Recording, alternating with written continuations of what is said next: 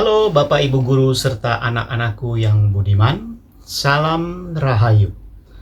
Jumpa kembali dalam video ketiga yang merupakan video implementasi dari tujuan teoritis dan dogmatis pada video-video sebelumnya. Kali ini kita akan membahas tentang angka. Selain huruf, angka juga merupakan ornamen penting dalam literasi untuk peradaban atau budaya di negara manapun. Kali ini angka yang dimaksud adalah angka yang ditemukan oleh ulama Islam dan ahli matematika Muhammad Ibnu Musa al-Khawarizmi. Seperti yang telah disampaikan pada video-video sebelumnya, saya menggunakan olah pikir konstruktivisme dari Foucault dengan menggabungkan olah rasa Nusantara dari pemaparan Profesor KRT Manu Widya Seputra atau yang biasa disapa dengan Romo Manu. Sebelum Kumer dicanangkan, biasanya para guru mengajarkan angka, maka langkah-langkah yang dilakukan adalah memperkenalkan angka, mulai dari angka 1 sampai dengan angka 9. Sekarang coba kita tampilkan angka dalam nuansa yang merangsang imajinasi anak untuk berpikir kreatif dan reflektif. Seperti ini.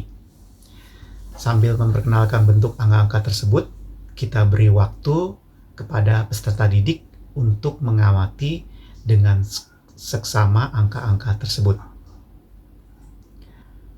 Guru jangan terpancing untuk mencetuskan ide tentang warna atau bentuk latar di balik angka tersebut, backdrop. Kecuali ketika ada peserta didik yang angkat bicara dengan pertanyaan. Misalnya, Pak, apa maksudnya dengan warna dan bentuk lingkaran itu?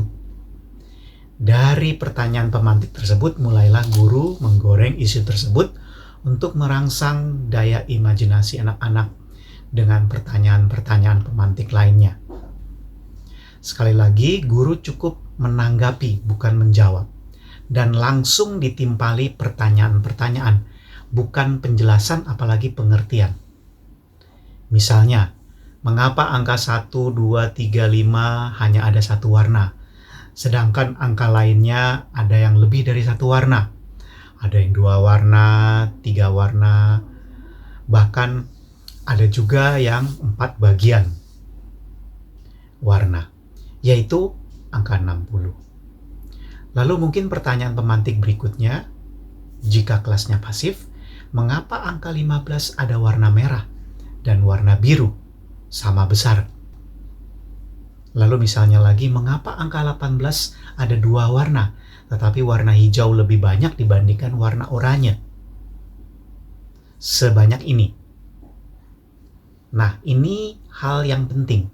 Cukup ditunjukkan ke papan tulis. Jangan sampai diucapkan oleh guru. Sebanyak 2/3 bagian adalah warna hijau. Mengapa tabu diucapkan? Karena jika kita sebutkan kalimat tersebut, artinya kita sudah menyalahi 2 aturan sekaligus. Pertama, kita sedang mengindoktrinasi peserta didik, bukan sedang mengajar. Kesalahan kedua, menyalahi pakem-pakem dari teori pembelajaran mengenai konsep pemahaman anak, di mana peserta didik kelas dasar, awal konsep pembagian masih terlalu dini untuk diperkenalkan. Tetapi, jika ada peserta didik yang nyeletuk angkat bicara, warna hijau ada 2, warna oranye ada 1. Nah, ini lampu hijau bagi guru untuk mengeksplorasi hal-hal tersebut lebih dalam sesuai dengan karakter dan kemampuan peserta didik. Pertanyaan berikutnya mungkin yang muncul, berarti pengajarannya melenceng dari RPP atau modul ajar dong. Kewenangan ini dikembalikan lagi kepada guru yang mengampuh pada saat itu. Seorang guru harus berani mengambil keputusan. Profesor Sumantri dari UNJ mengatakan, guru mempunyai kewenangan untuk memutuskan apakah ia tetap mengajar sesuai RPP, sejalan dengan silabus sekolah, atau berimprovisasi sendiri. Karena setiap guru mempunyai naluri didaktif yang patut dipertanggungjawabkan. Selanjutnya kita ke topik angka kembali ya, untuk pelajaran matematika.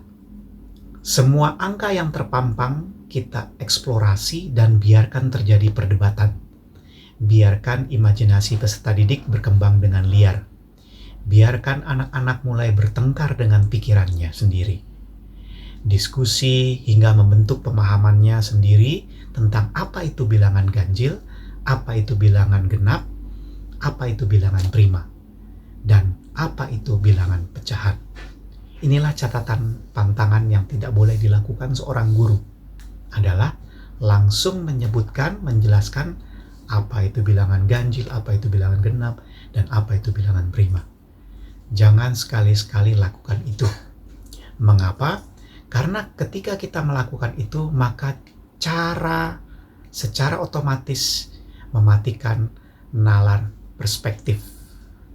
Itu sebuah keniscayaan menurut para ilmuwan dari kubu tertentu. Atau kalau kita menengok pada kurikulum KTSP yang lalu, yang ingin kita capai adalah pengajaran yang berbasis konsientisasi, bukan indoktrinisasi. Dalam kata kerja operasional taksonomi Bloom, peserta didik mampu berpikir evaluasi dan kreatif, mempertimbangkan, menilai, mengabstraksi, bukan hanya mampu menyebutkan, menjelaskan, menerapkan, memecahkan, dan seterusnya, dan seterusnya. Katakan selalu baik atau oke dari setiap komentar atau pendapat peserta didik, meskipun itu salah. Tugas kita membengkokkan yang salah menjadi lurus, atau mencari gambaran besar dari pertanyaan tersebut sehingga menemukan titik kebenarannya. Jangan biarkan diri kita masuk dalam situasi serba bisa, seolah-olah seperti Mbah Google. Bukan pantangan bagi guru ketika berkata, maaf saya tidak tahu, mari kita sama-sama cari solusinya. Contoh, ketika ada seorang anak mengatakan, berarti 2 tambah 2 sama dengan 12 dong Pak. Secara teoritis jelas-jelas pernyataan ini salah. Tetapi disinilah peran guru yang handal.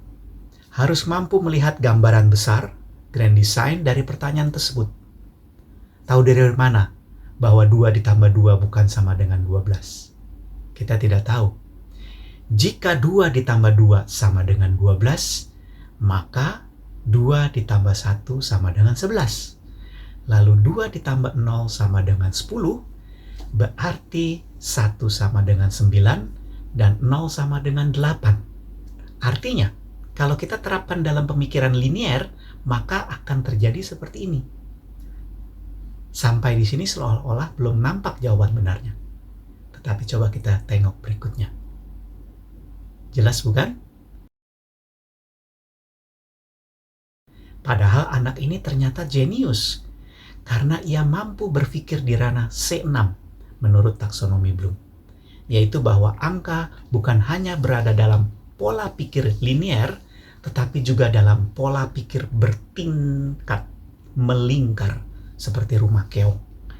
Dan ini matematika dasar dalam dunia kuantum komputer dan kriptografi, di mana bilangan biner yang digunakan komputer abad lalu, abad 20, sekarang ini sudah tidak memadai lagi. Komputer kuantumlah yang akan mengisi abad milenium ketiga ke depan dan menggeser komputer-komputer lawas yang rumusannya masih berbasis bilangan biner.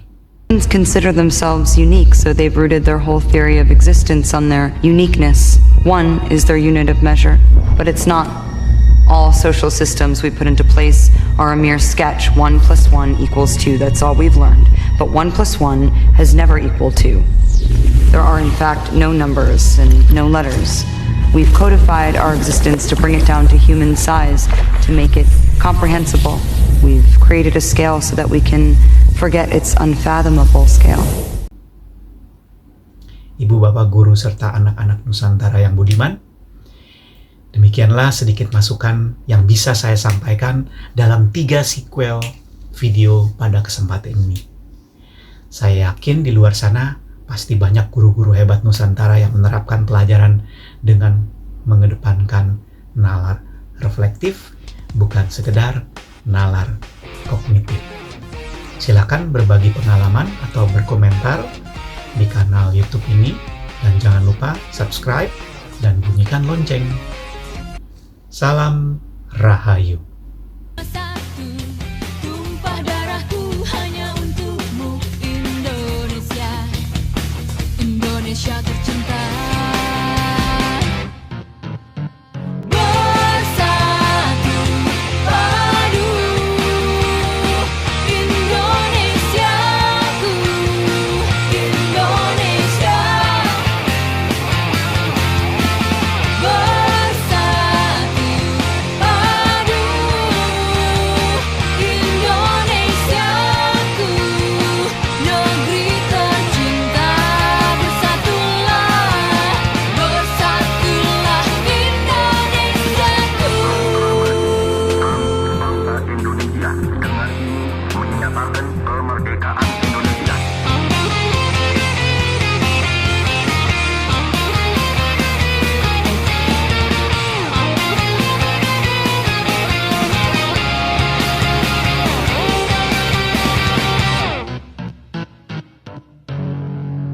Bersatu padu, Indonesiaku, Indonesia. Bersatu padu, Indonesiaku, negeri tercinta. Bersatulah, bersatu padu, Indonesiaku, Indonesia. Bersatu padu, Indonesiaku, negeri tercinta. Bersatulah, bersatulah Indonesia. Nah, ini biasanya untuk anak-anak kindergarten TK yaitu kesulitan untuk menyebutkan huruf ini. Mengapa? Karena usia lidahnya masih pendek, ya. Kak Dolito juga waktu masih usia 5 tahun, kamu tidak bisa menyebutkan huruf ini. Ya, huruf apakah itu? Oh, ada yang belum bisa? Iya, ada beberapa memang. Huruf apakah ini? Iya. Menyebutkan huruf ini. Huruf. Iya, sama. Ya, ada beberapa yang belum bisa, itu bukan berarti sesuatu yang salah atau yang kurang baik. Memang itu alamiah, normal ya. Nanti mungkin kelas 2 kamu sudah bisa. Ya, oke, baik. Kita lanjut. Nah, huruf ini merupakan huruf seperti B, tetapi hanya satu. Kalau B itu ada 2. Kalau ini hanya satu. Kira-kira huruf apakah itu?